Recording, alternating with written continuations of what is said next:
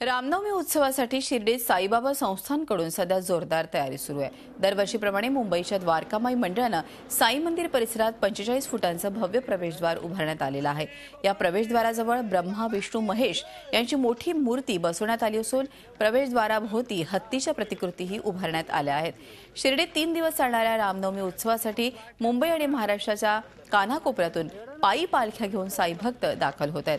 या भक्तांसाठी साई संस्थानं 3 दिवस मोफत जेवणाची व्यवस्था केली आहे। तसंच पिण्याच्या पाण्याची आणि पार्किंगची व्यवस्थाही साई संस्थांकडून करण्यात आली आहे। रामनवमी उत्सवाच्या मुख्य दिवशी साई मंदिर भक्तांच्या दर्शनासाठी रात्रभर उघडं ठेवण्यात येणार आहे।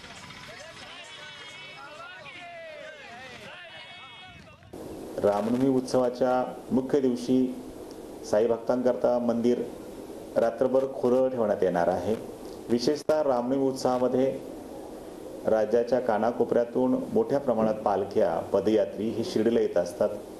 यामध्ये जादा पालख्या ह्या मुंबईहून येत असतात। या पालख्यांची साईबाबा संस्थानची व्यवस्था करण्यात आली आहे। झी 24 तास रहा एक पाऊल पुढे।